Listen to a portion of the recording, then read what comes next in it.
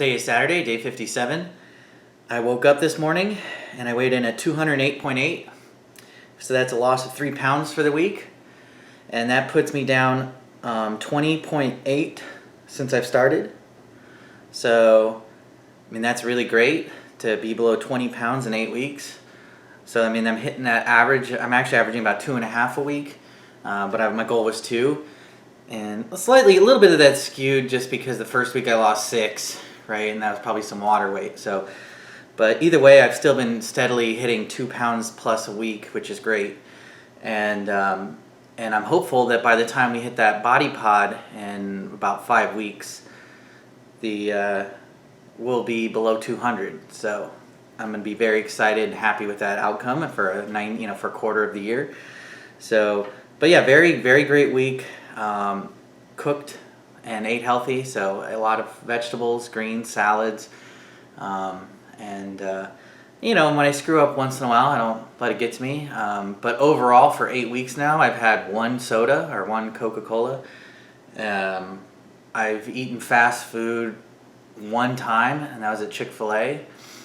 And I had one burger, and it was at a brewery with friends. So, I mean, overall, and when I do go out in general, I try to find healthier options. So I've just been, really good on that front. I don't stress about it though. I mean, if I go over a little bit, it's not a big deal. I try to keep it in a general rule of 1,800 calories a day. But, like yesterday, I did have a piece of cake at work. It was a small piece. But, when they pass out that cake, it's more like about killing time than necessarily the dessert itself. But, I did have it, so but it's not a big deal. A little sugar once in a while, it's not not gonna kill you. And that's what's great is I don't crave a ton of sugar. I mean, once you stop eating a lot of sugar, you don't crave it as much, so it's easy to go without. So, but yeah, done a really great job today. I did the on-demand Tour de France cycling class from last week, which was 60 minutes, and so I wanted to do that, and it was a tough workout. Wow. And I knew it was going to be tough when it's a 60-minute class. When right out the gate, they're like, oh, yeah, let's just warm it up, and have your resistance above 40. And this is the first minute, right? Just warming up the legs, 40 resistance. And I'm like, okay, all right. Because, normally in the classes, we start resistance around 25 to 30. So for an easy resistance to be 40, 40 plus, it's going to be hard. So, and it was actually great because the way they did it, they had different intervals that they kind of did when they were training. And so it first started with 15 seconds on, 45 seconds off, and you did 5 of them.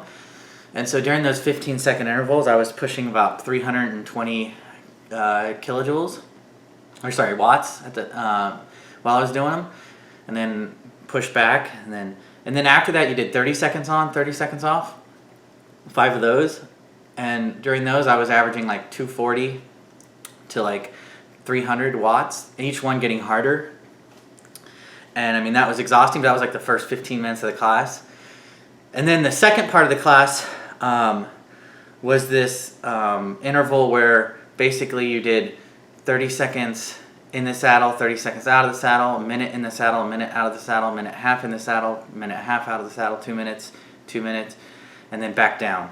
And each time you were trying to keep the cadence at the same speed, matching kind of your resistance. And but the hardest thing was the third set of intervals. And this is the one that just really tired me out.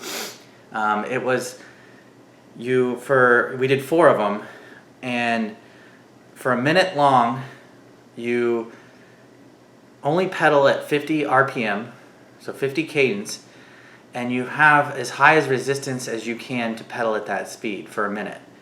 Now they're doing 90s, right? I mean, these are pro cyclists, so they're in their 90s resistance. I was at 72 to 70, depending on the interval. I've got gradually a little bit less, and then as soon as that minute's over, you flip it.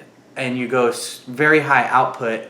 I mean, sorry, you don't change the output. You go 100 RPM, and you go the resistance that gets you the same output. So, for example, I was doing 72 and 50, right?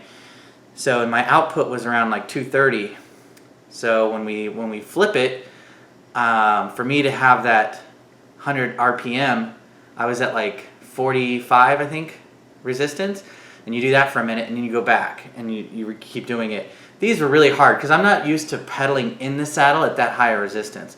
If I'm usually in the 70s, I'm standing, and I'm using kind of my body weight to get that RPM up, or to get that output up. So to pedal at that kind of resistance, and they're, like I say, doing it in the 90s.